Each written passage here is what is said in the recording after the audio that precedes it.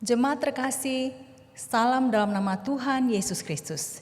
Kita akan memulai ibadah ini. Mari kita persiapkan hati kita tenangkan hati kita supaya bisa fokus sepenuhnya kepada Allah kita. Saat teduh.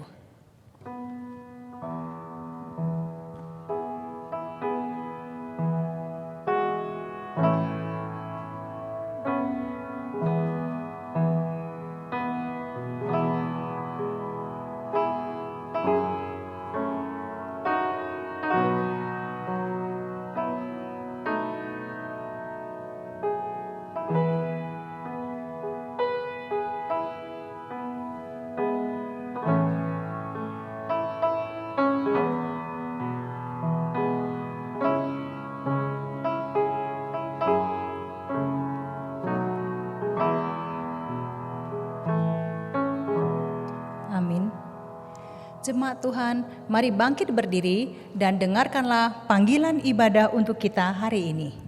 Nyanyikanlah mazmur bagi Tuhan, hai orang-orang yang dikasihinya, dan persembahkanlah syukur kepada namanya yang kudus. Kitalah orang-orang yang dikasihi itu. Kepada Tuhan kita patut memberikan puji-pujian dan membawa persembahan syukur di dalam ibadah ini. Ibadah hari ini kita mulai dengan sebuah pengakuan bahwa pertolongan kita ialah dari Tuhan yang menjadikan langit dan bumi. Kasih karunia dan damai sejahtera dari Allah Bapa kita dan dari Tuhan Yesus Kristus menyertai kita sekalian. Pemazmur mengajak kita untuk memuji Tuhan kita. Karena itu, mari umatnya pujilah.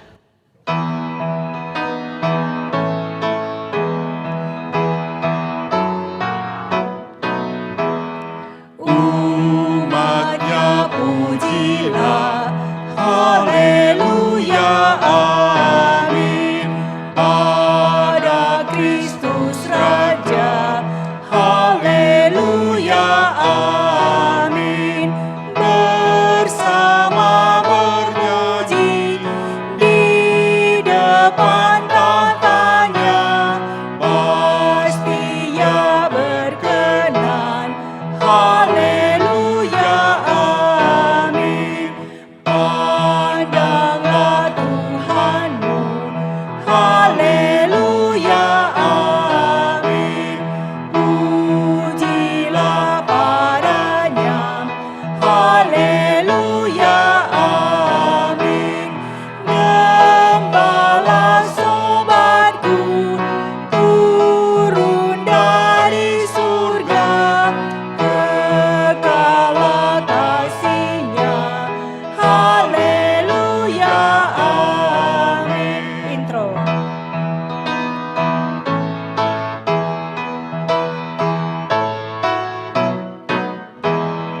Pujilah Sang Kristus, haleluya, amin. Gemarlah jiwamu, haleluya, amin. Di surga mulia, sembahlah padanya, selamanya puji Dia, haleluya, amin. Mari kita berdoa. Tuhan, kami serahkan ibadah ini kepadamu, kepada Allah yang mengasihi kami, Allah Bapa, Putra, dan Roh Kudus. Amin. Jemaat dipersilakan duduk. Allah mengasihi kita sudah ternyata dari karya Kristus disalib.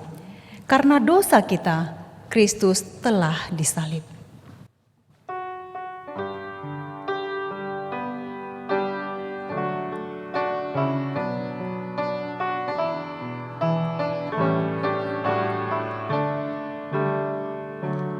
Karena dosa manusia, Ia telah disalibkan bersama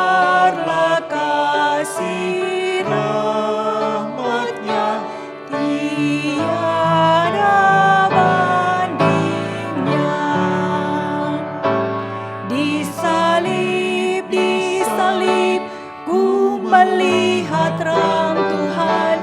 Beban berat dosaku lepaslah. Di salib Tuhan, ku dapat melihat. Kini hatiku pun senanglah.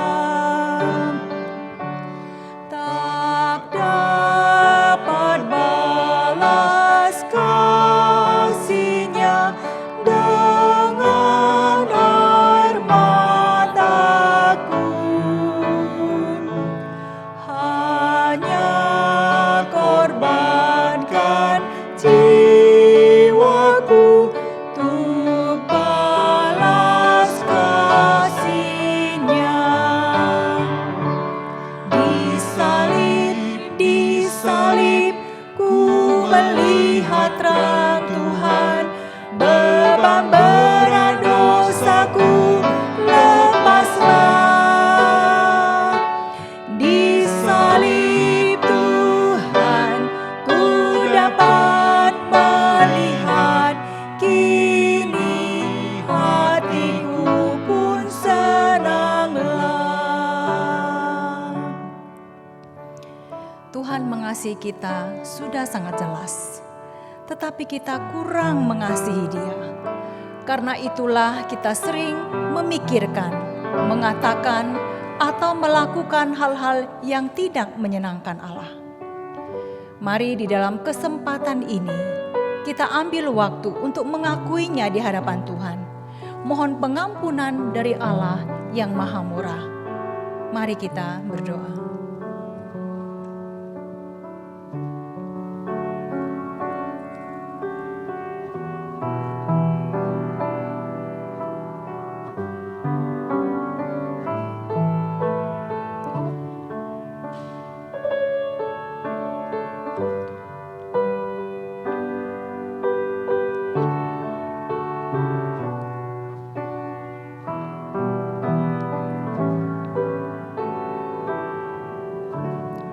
Allah yang penuh rahmat, ampunilah kami untuk semua yang sudah kami akui di hadapan-Mu. Dan tolonglah kami supaya hidup paling mengasihi-Mu dinyatakan dengan pikiran, perkataan, perbuatan yang menyenangkan-Mu. Terima kasih Tuhan, demi nama Yesus kami memohon. Amin. Jemaat Tuhan, dengarkanlah berita anugerah Tuhan untuk kita. Dosaku kuberitahukan kepadamu, dan kesalahanku tidaklah kusembunyikan. Aku berkata, aku akan mengaku kepada Tuhan pelanggaran-pelanggaranku, dan Engkau mengampuni kesalahan karena dosaku.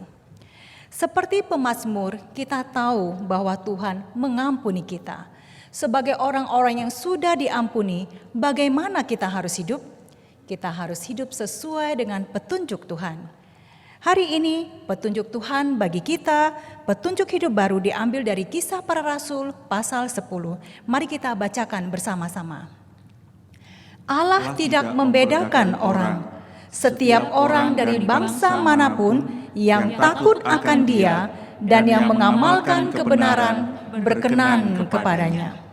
Saudara, sebagai orang-orang yang sudah diampuni, marilah kita hidup takut akan Tuhan dan mengamalkan kebenaran.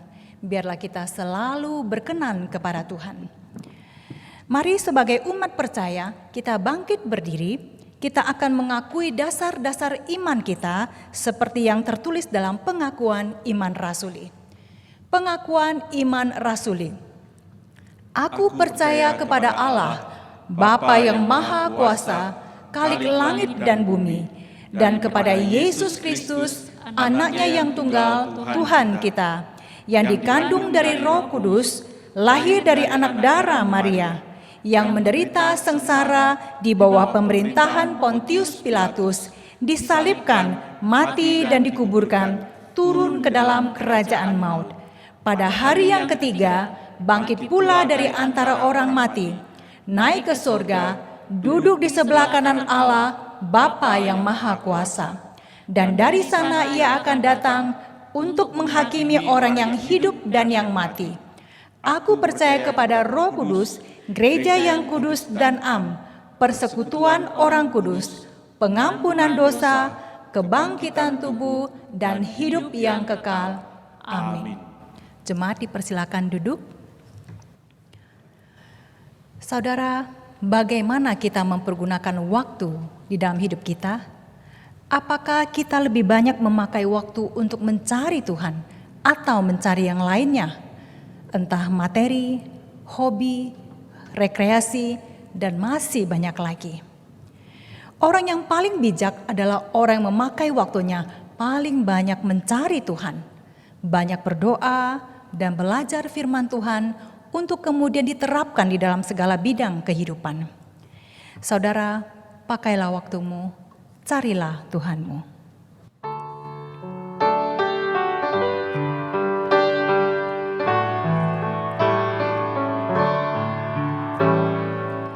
Pakailah waktumu, doa padanya. Carilah Tuhanmu, terima firman-Nya. Kasihi umat-Nya, tolong yang lemah. Jangan kau lupakan doa padanya. Pakailah waktumu. Pakailah waktumu, doa padanya. Carilah Tuhanmu, terima firman-Nya. Kasihi umat-Nya, tolong yang lemah. Jangan kau lupakan doa padanya.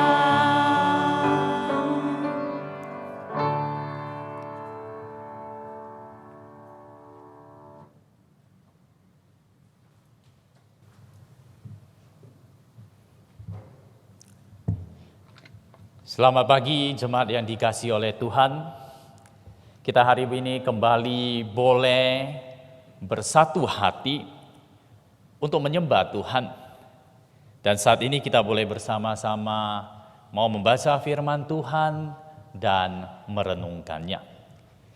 Sebelum kita membaca dan merenungkan firman Tuhan, mari kita meminta Tuhan yang menolong kita. Bapa kami yang di surga, Bapa yang baik, Engkau yang mengasihi kami, sehingga kami boleh menjadi anak-anak-Mu. Kami boleh disatukan untuk menyembah-Mu. Tuhan, kami tahu bahwa kami ini adalah orang-orang yang diberkati. Karena itu seharusnya kami harus bersama-sama untuk mengucap syukur, untuk mengagungkan nama-Mu, meninggikan dan memuliakan Engkau. Tuhan, saat ini kami hendak bersama-sama membaca dan merenungkan firman-Mu. Berkati setiap kami, beri kami hikmat-Mu, tolong kami Tuhan. Mohon Roh Kudus yang menguasai kami, sehingga pada saat kami membaca dan merenungkan, kami benar-benar bisa berada di bawah pimpinan-Mu. Jauhkan kami dari gangguan-gangguan yang ada. Kami memohon dalam nama Tuhan Yesus Kristus. Amin. Jemaat yang dikasihi Tuhan, hari ini kembali kita akan melanjutkan pembelajaran kita di dalam Kisah Para Rasul pasal yang ke-10. Kita akan membahas ayat yang ke-17 sampai ayat yang ke-43. Namun karena ayat-ayat ini cukup panjang, maka saya memilih bagian yang kita baca dan itu yang akan menjadi poin perenungan kita. Kita akan membaca Kisah Para Rasul pasal yang ke-10, kita akan membaca ayat 24 sampai ayat 27, Kemudian kita akan membaca ayat yang ke-34 sampai ayat yang ke-43. Saya akan membacakannya bagi kita semua. Kisah Para Rasul pasal yang ke-10 ayat yang ke-24 sampai 27. Dan pada hari berikutnya sampailah mereka di Kaisarea. Mereka itu adalah Petrus dan rombongannya. Kornelius sedang menantikan mereka dan ia telah memanggil sanak saudaranya dan sahabat-sahabatnya berkumpul. Ketika Petrus masuk, datanglah Kornelius menyambutnya dan sambil tersungkur di depan kakinya ia menyembah Petrus. Tetapi Petrus menegakkan dia, katanya, "Bangunlah, aku hanya manusia saja." Dan sambil bercakap-cakap dengan dia, ia masuk dan mendapati banyak orang sedang berkumpul. Selanjutnya kita membaca ayat 34 sampai 43. Lalu mulailah Petrus berbicara, katanya, "Sesungguhnya aku telah mengerti bahwa Allah tidak membedakan orang. Setiap orang dari bangsa manapun yang takut akan Dia dan yang mengamalkan kebenaran berkenan kepadanya. Itulah firman yang Ia suruh sampaikan kepada orang-orang Israel, yaitu firman yang memberitakan damai sejahtera oleh Yesus Kristus yang adalah Tuhan dari semua orang.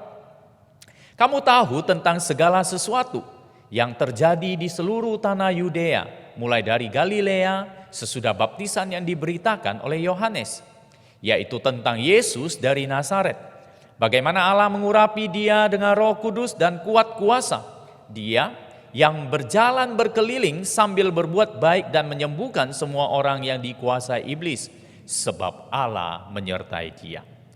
Dan kami adalah saksi dari segala sesuatu yang diperbuatnya di tanah Yudea maupun di Yerusalem. Dan mereka telah membunuh Dia dan menggantung Dia pada kayu salib. Yesus itu telah dibangkitkan Allah pada hari yang ketiga. Dan Allah berkenan bahwa Ia menampakkan diri bukan kepada seluruh bangsa, tetapi kepada saksi-saksi yang sebelumnya telah ditunjuk oleh Allah, yaitu kepada kami yang telah makan dan minum bersama-sama dengan Dia setelah Ia bangkit dari antara orang mati. Dan Ia telah menugaskan kami memberitakan kepada seluruh bangsa dan bersaksi bahwa Dialah yang ditentukan Allah menjadi hakim atas orang-orang hidup dan orang-orang mati. Tentang Dialah semua nabi bersaksi bahwa barang siapa percaya kepadanya, ia akan mendapat pengampunan dosa oleh karena namanya. Demikianlah pembacaan firman Tuhan pada pagi hari ini.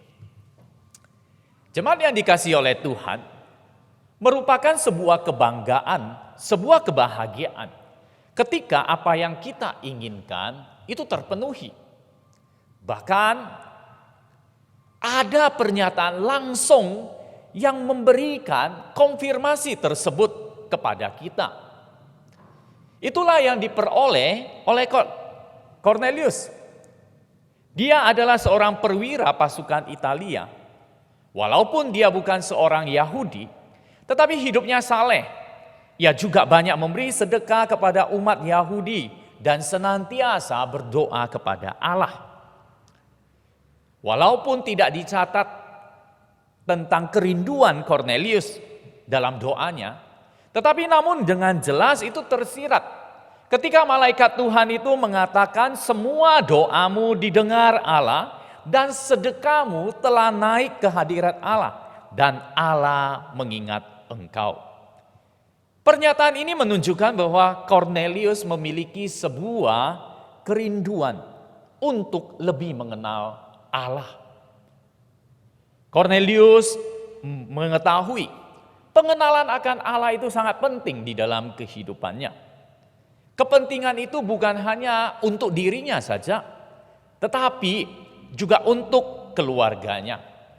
Ini nyata sekali ketika dikatakan di dalam ayat yang kedua pada pasal 10 bahwa ia saleh, ia serta seisi rumahnya takut akan Allah. Kornelius sangat memperhatikan kerohanian dia dan keluarganya. Dia adalah seorang kepala rumah tangga yang berhasil, yang bisa membawa keluarganya untuk mengenal Tuhan dan menyembah Allah yang benar. Ketika Kornelius di dalam doanya dikatakan dia mendapat visi Allah, dia akan kedatangan seorang utusan dari Allah. Utusan itu yang sedang dijemput karena Kornelius memanggil 2 orang hambanya dan seorang perwira prajuritnya untuk pergi menjemput yang disebut Petrus. Utusan Allah ini walaupun Kornelius belum tahu apa yang akan disampaikan, tetapi tentu saja akan membawa kabar baik.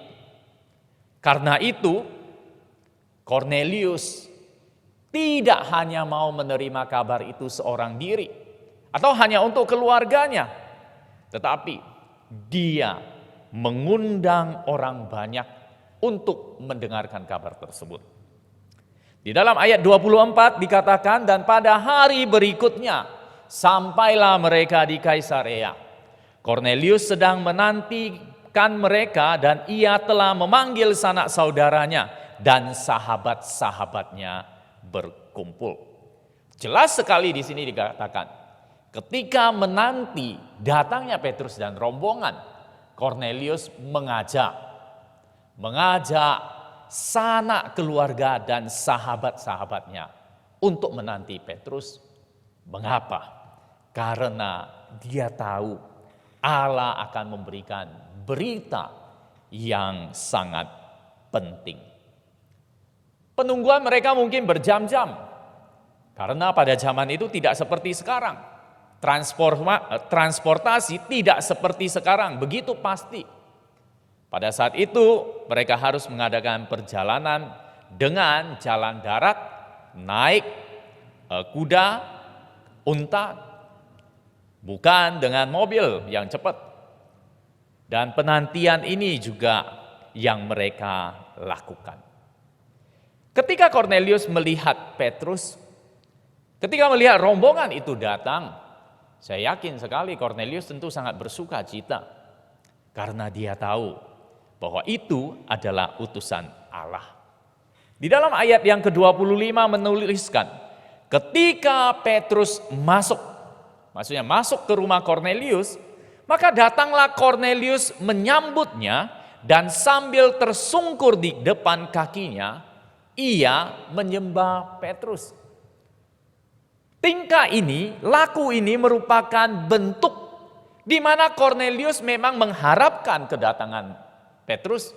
Dan di dalamnya itu ada rasa hormat karena Petrus ini adalah utusan Allah. Dan rasa tersebut dia lakukan sampai-sampai dia tersungkur dan menyembah kepada dia. Tetapi Petrus menegakkan dia, katanya, bangunlah, aku hanya manusia biasa. Ini menunjukkan pengertian Petrus bahwa penyembahan hanya ditujukan kepada Allah semata-mata. Bukan kepada manusia lain, bukan kepada orang-orang suci, bahkan kepada malaikat sekalipun. Kita boleh dan harus menghormati orang lain, itu pasti. Apalagi orang yang kita kagumi, yang berjasa pada kita, atau orang yang memiliki kedudukan. Namun ingat, bukan dengan menyembahnya. Kadangkala penghormatan dan penyembahan itu bisa disalah tafsirkan. Kalau kita melihat dalam tradisi kita itu perlu menghormati orang tua. Tetapi jangan sampai kita mau diarahkan untuk menyembah dengan dalih bahwa menghormati dia.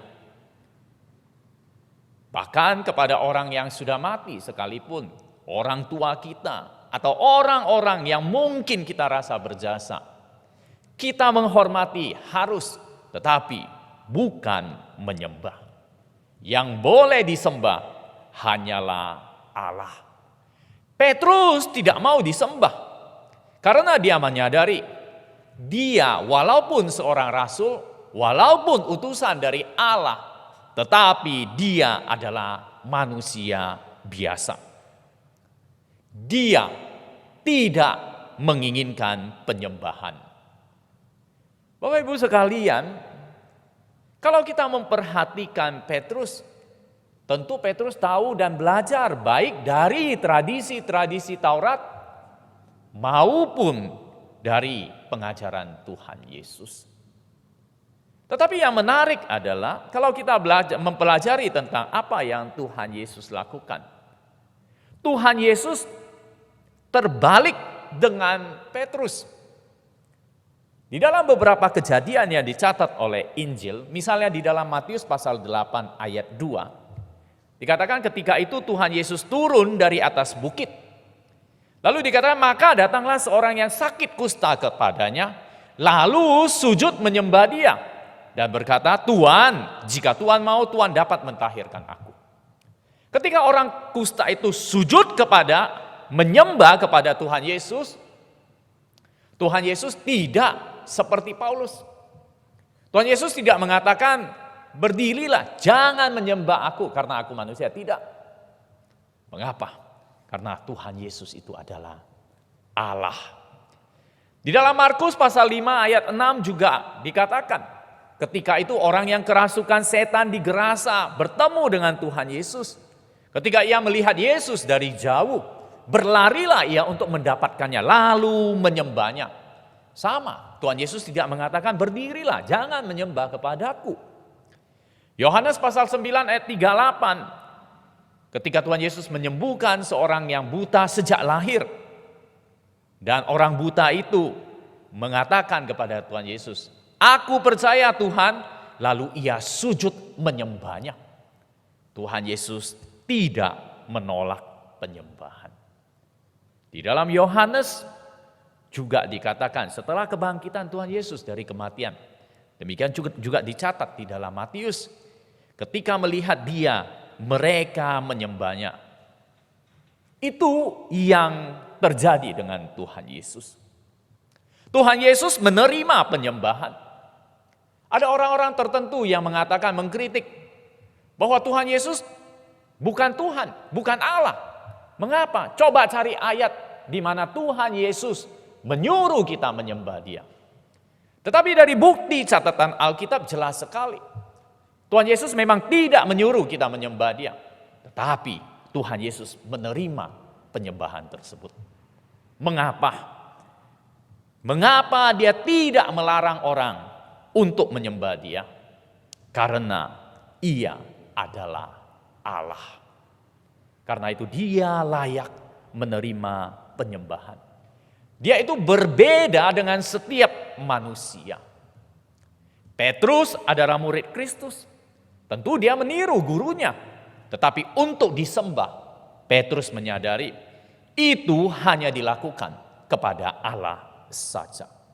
Yesus adalah Allah. Karena itu dia menerima penyembahan. Siapa yang kita sembah di dalam hidup ini? Kita tidak menyembah manusia. Kita tidak menyembah orang tua kita. Kita tidak menyembah orang yang kita kagumi, yang berjasa kepada kita. Kita tidak menyembah patung atau benda-benda lainnya. Kita hanya menyembah Allah saja. Karena itu, Yesus adalah Allah. Kita menyembah Dia. Yesus adalah Allah, Allah yang menyelamatkan. Itu jugalah yang diberitakan oleh Petrus. Setelah Petrus masuk ke rumahnya, maka dia bercakap-cakap dengan Kornelius. Di dalam percakapannya, Petrus semakin mengerti bahwa Allah ingin dia mengabarkan kabar keselamatan kepada bangsa yang bukan Yahudi. Lalu di dalam ayat yang ke-34 dikatakan, mulailah Petrus berbicara kepadanya. Sesungguhnya aku telah mengerti bahwa Allah tidak membedakan orang. Ayat 35, setiap orang dari bangsa manapun yang takut akan Dia, yang mengamalkan kebenaran berkenan kepadanya. Petrus mulai memberitakan kabar keselamatan yang dipercayakannya kepada Kornelius. Petrus menceritakan apa yang terjadi di Yudea, di Galilea. Dia menceritakan tentang Yesus dari Nazaret. Yesus ini melakukan mujizat. Dia melakukan hal yang baik. Dia dibunuh, dia disalibkan. Tetapi dia bangkit, dia menampakkan diri setelah ia bangkit dari antara orang mati. Dan ia telah menugaskan kami, di dalam ayat 42 mengatakan, dan ia telah menugaskan kami memberitakan kepada seluruh bangsa dan bersaksi bahwa dialah yang ditentukan Allah menjadi hakim atas orang-orang hidup dan orang-orang mati. Tentang dialah semua nabi bersaksi bahwa barang siapa percaya kepadanya, ia akan mendapat pengampunan dosa oleh karena namanya.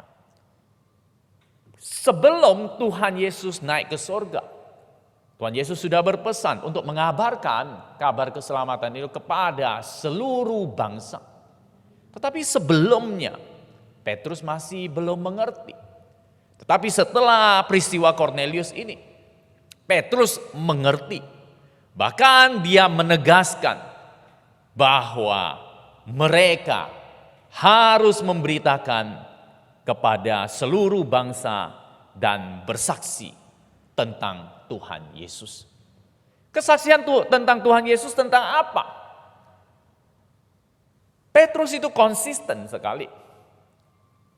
Ketika kita mempelajari akan khotbah dan akan kesaksian dia di dalam Alkitab, kita mencoba melihat beberapa bagian di dalam Kisah Para Rasul. Ketika turunnya Roh Kudus pada hari Pentakosta, dikatakan Petrus berkhotbah.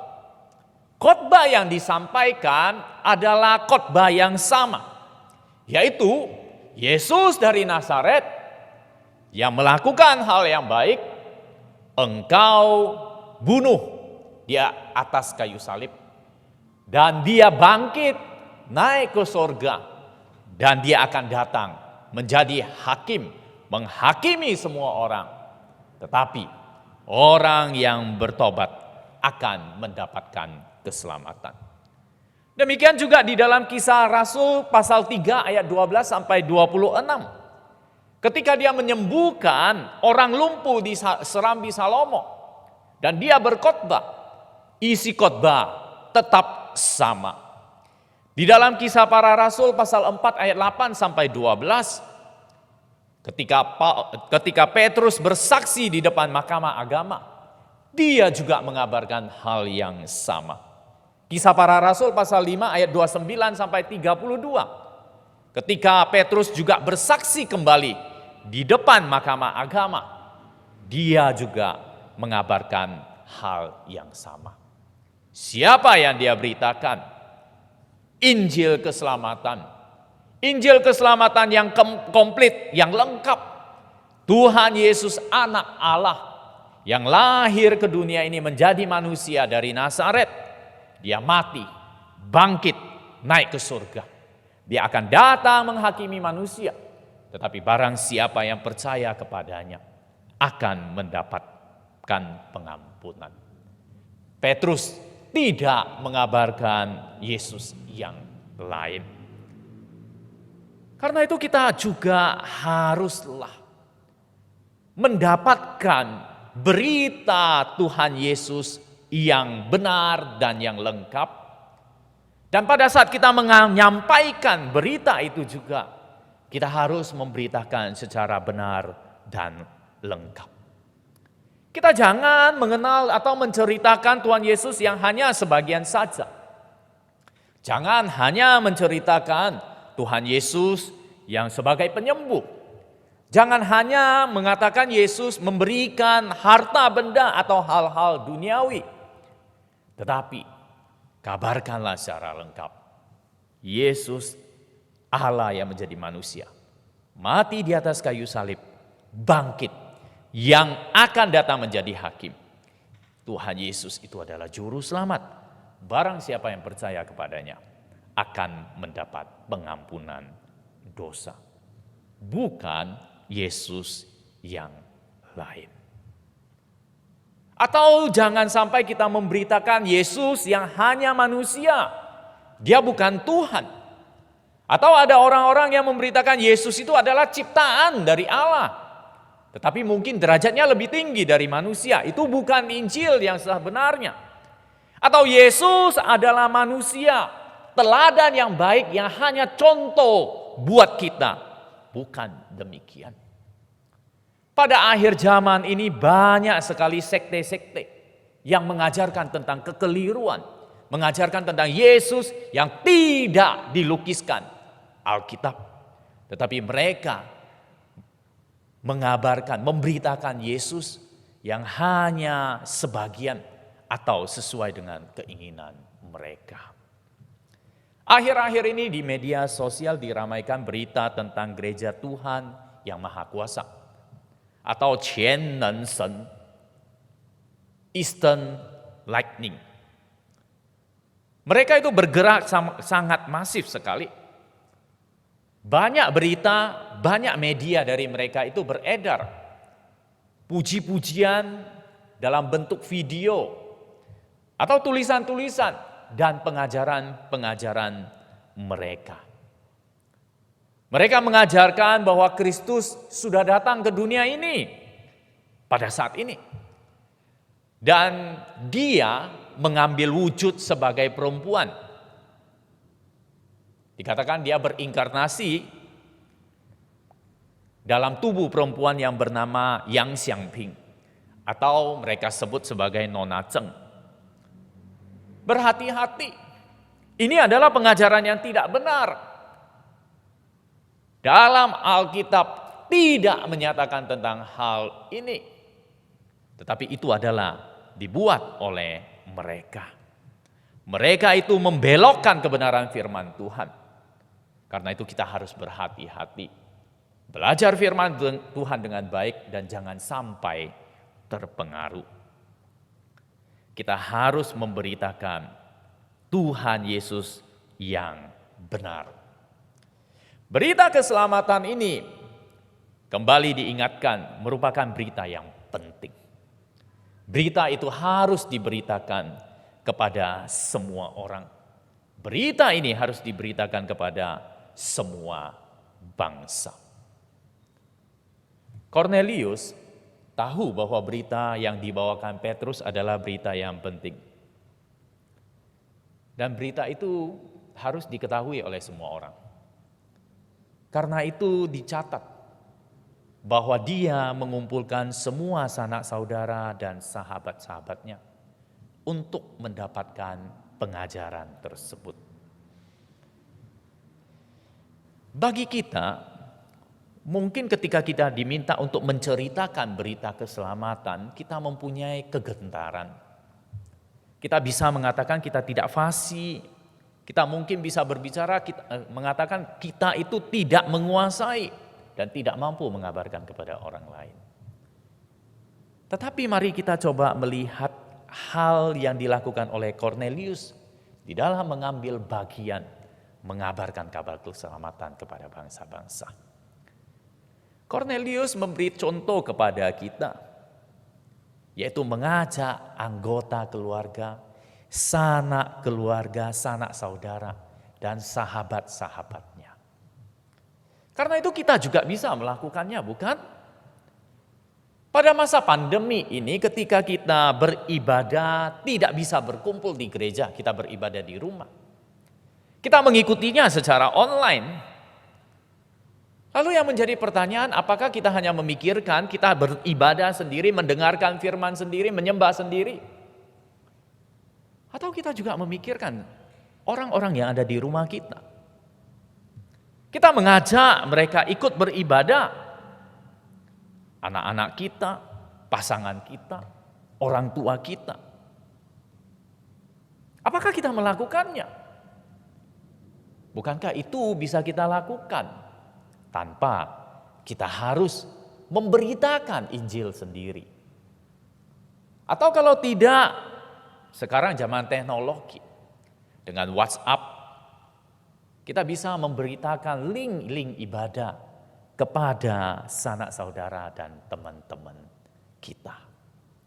Itu merupakan salah satu cara yang bisa kita lakukan. Kepedulian kita kepada perintah Tuhan, yaitu berita keselamatannya harus disampaikan kepada semua orang dan semua bangsa. Mari kita mulai dengan orang-orang yang dekat dengan kita. Orang-orang yang ada di sekeliling kita. Pada saat ini. Mungkin nanti setelah pandemi selesai, kita bisa mengadakan acara. Mungkin seperti acara syukuran, lalu kita mengundang tetangga kita, sanak keluarga kita untuk berkumpul. Tapi nanti setelah pandemi selesai. Atau kita membuat ibadah rumah tangga, atau syukuran ulang tahun. Lalu kita mengundang orang lain datang, kita mengadakan ibadah. Bukankah itu merupakan cara yang bisa kita lakukan? Mari kita sadari, masih banyak orang yang belum mendengarkan kabar keselamatan ini. Dan Tuhan Yesus memerintahkan kita untuk mengabarkannya. Khususnya kepada orang-orang yang dekat dengan kita. Mulailah masa pandemi ini dengan keluarga Anda. Amin. Jemaat yang dikasihi Tuhan, pada hari ini juga kita boleh bersama-sama diberi kesempatan untuk melakukan perjamuan kudus. Kita diberi kesempatan untuk bersama-sama mengingat apa yang Tuhan lakukan, yang Tuhan ingin kita lakukan untuk mengingat Dia. Di depan mimbar ini sudah tersedia roti dan anggur yang nantinya akan kita makan, mengingat persekutuan kita dengan Tuhan dan dengan sesama anggota tubuh Kristus. Mari kita menyiapkan hati kita. Kita nyanyikan pujian. Remember me. Remember me.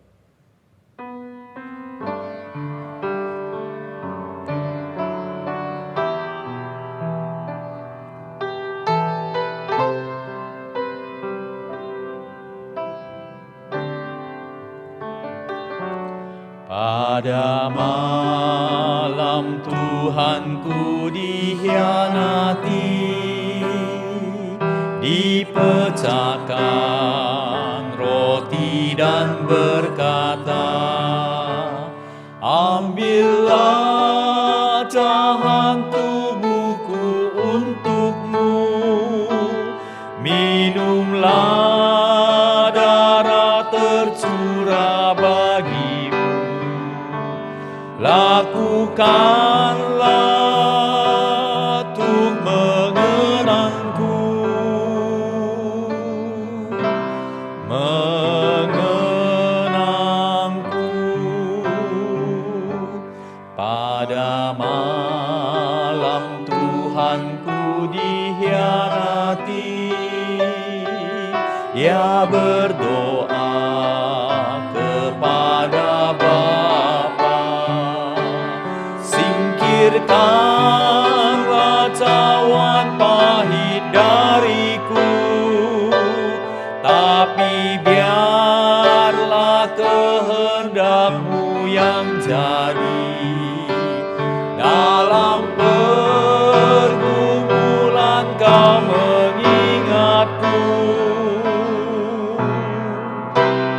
mengingatku. Pada malam aku merasa bimbang, pada malam aku merasa bimbang.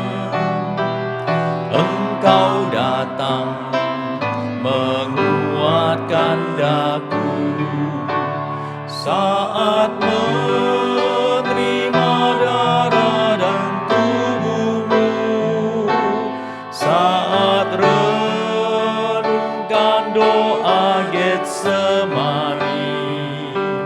Pasti Tuhan kau mengingatku,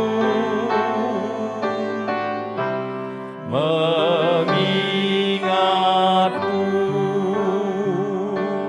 Tuhan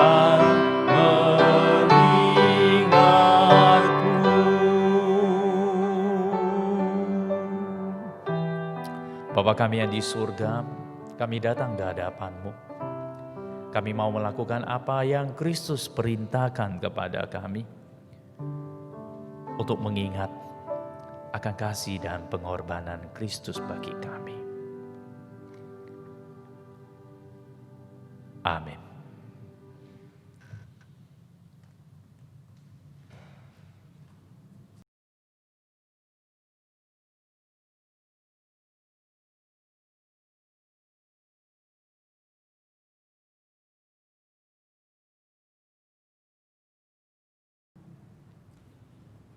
Jemaat yang dikasihi oleh Tuhan,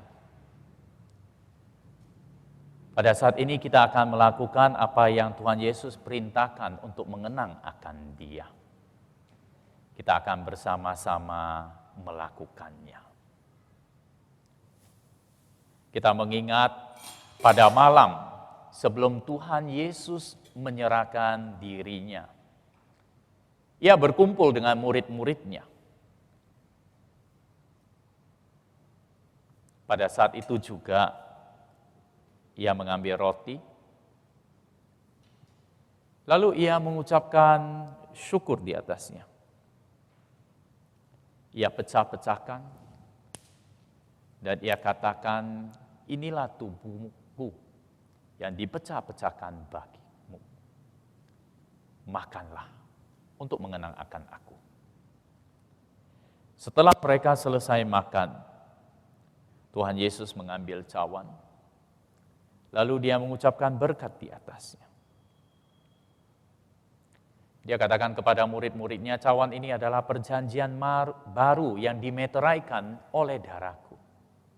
Minumlah untuk mengingat akan aku. Setiap kita yang percaya akan Tuhan Yesus yang mati, bangkit dari kematian, naik ke surga, dan akan datang menghakimi kita. Hal ini dikukuhkan dengan baptisan atau sidi dewasa. Maka kita boleh bersama-sama mengambil bagian di dalam perjamuan ini. Mari kita mengambil roti dan cawan anggur.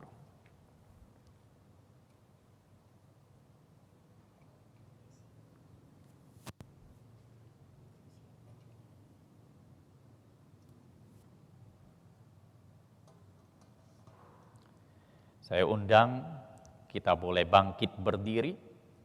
Kita akan bersama-sama berdoa bagi roti dan anggur. Bapa kami yang di surga, terima kasih dan bersyukur kepadamu. Ketika kami boleh memegang roti dan cawan anggur, maka kami kembali disadarkan akan begitu besar kasih-Mu kepada kami. Dan Engkau terus mengingatkan kami, sehingga kami boleh hidup di dalam pertumbuhan kerohanian dan perubahan semakin seperti Kristus. Tuhan, kami mau melakukannya. Biarlah Engkau yang menguduskan roti dan anggur ini, sehingga boleh memulihkan kami, memulihkan iman kami, memulihkan tubuh kami. Kami percaya, kami disatukan di dalam tubuh dan darah Kristus.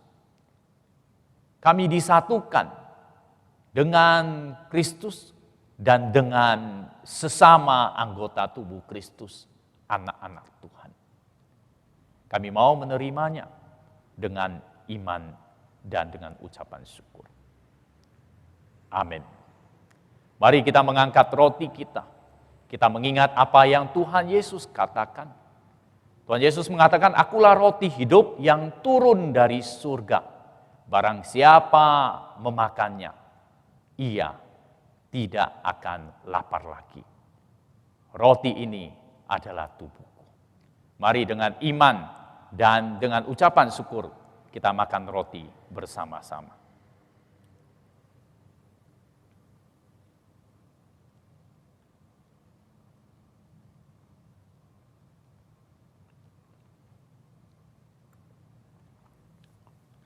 Kita mengangkat cawan kita mengingat perkataan Tuhan Yesus. Cawan ini adalah perjanjian baru yang dimeteraikan oleh darahku, yang ditumpahkan bagi banyak orang untuk pengampunan dosa. Mari kita bersama-sama meminumnya dengan iman dan ucapan syukur, anggur lambang darah Tuhan Yesus.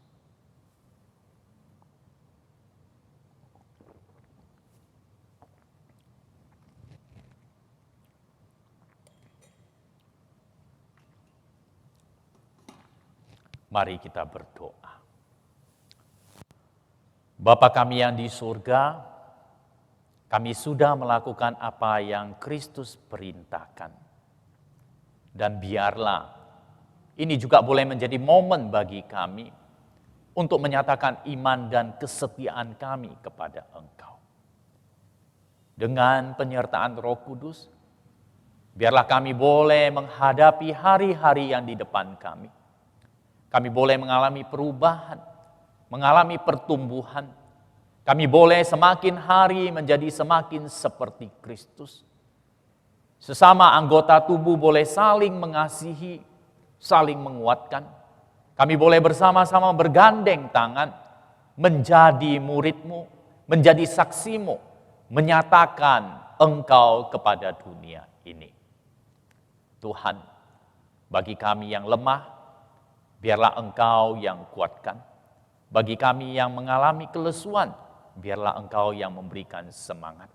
Bagi kami yang mengalami kesakitan, Engkau yang pulihkan. Kami mengucap syukur Tuhan untuk kesempatan perjamuan pada hari ini. Kami berdoa, mengucap syukur hanya dalam nama Tuhan Yesus. Amin.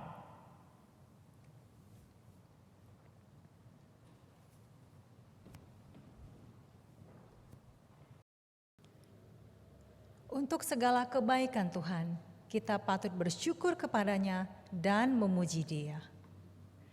Puji Dia, puji-Hu.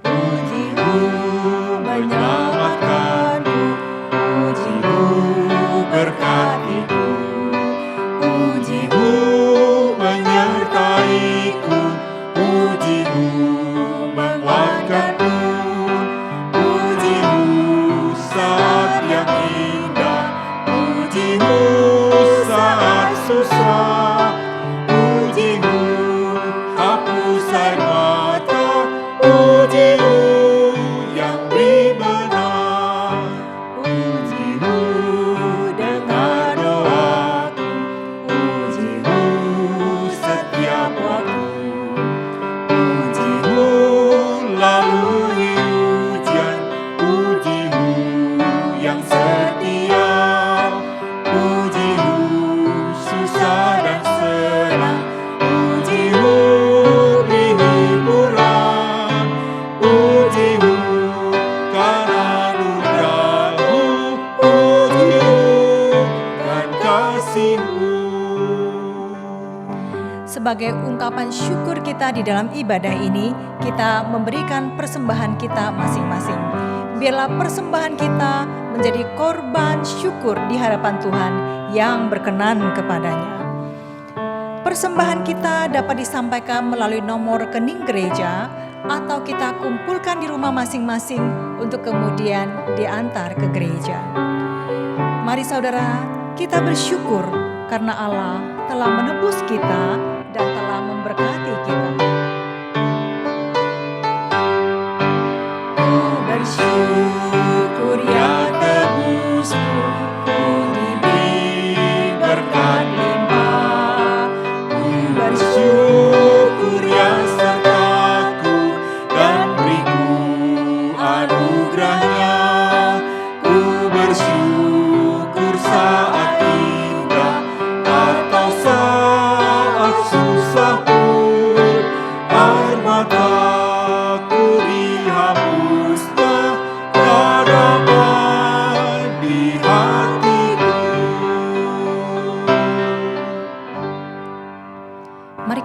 berdiri dan kita akan berdoa bersama-sama. Allah yang baik, terima kasih karena Engkau telah menebus kami dan Engkau memelihara hidup kami. Sebagai ungkapan syukur kami naikkan puji-pujian dan kami bawa persembahan. Kiranya Allah Engkau berkenan atas semua itu. Dan ajarlah kami untuk mempersembahkan diri kami sebagai persembahan yang hidup, yang kudus, berkenan kepadamu. Allah kami mengucap syukur untuk negara Indonesia ini. Kami hendak menyerahkan pemerintahan yang ada saat ini. Berilah pertolongan-Mu ya Tuhan, dari Presiden, Menteri, dan semua petinggi-petinggi negara.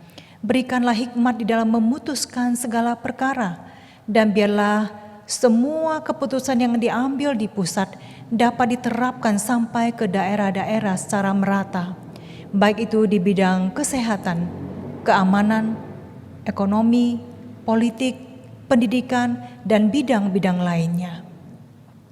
Allah kami juga bersyukur kepadamu untuk jemaat-jemaat-Mu di tempat ini. Kami mohon pertolongan-Mu sehingga jemaat-jemaat Tuhan terus kuat di dalam Tuhan dan bertumbuh dengan indah. Biarlah semua jemaat Tuhan di tempat ini bertumbuh secara dewasa sampai mencapai tingkat-tingkat pertumbuhan yang Allah inginkan. Allah yang baik, kami juga mengucap syukur untuk anak-anak yang Tuhan percayakan kepada kami di dalam tiap-tiap keluarga jemaat Tuhan. Biarlah anak-anak ini dapat dididik dengan baik di dalam Tuhan, takut akan Tuhan, dan mengamalkan kebenaran. Dan kami menyerahkan semua anak-anak yang sedang ujian tengah semester. Tuhan ingatkan mereka untuk bersandar penuh kepada Tuhan di dalam mereka giat belajar. Dan biarlah Tuhan yang memberkati mereka. Terima kasih Tuhan, inilah doa kami yang kami persembahkan dalam nama Tuhan Yesus. Amin.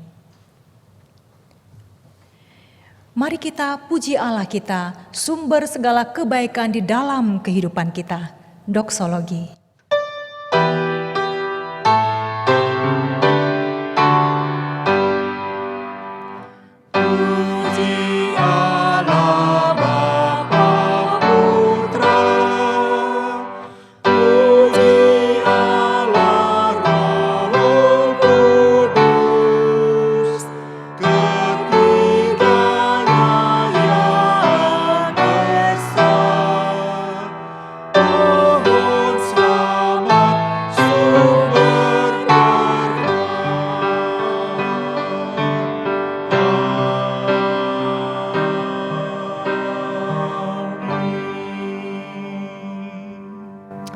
Jemaat yang dikasihi oleh Tuhan, kita akan menyelesaikan ibadah kita.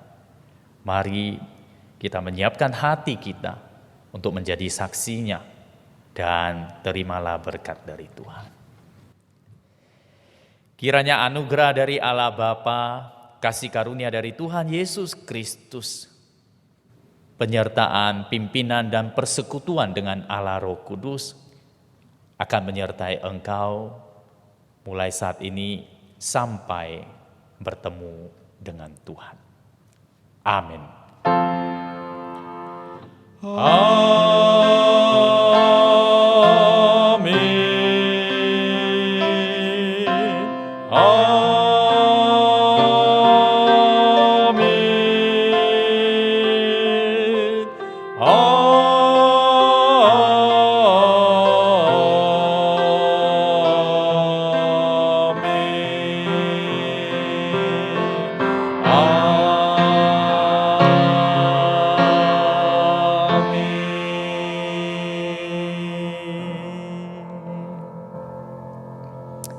Ibadah selesai, jemaat dipersilakan duduk saat teduh.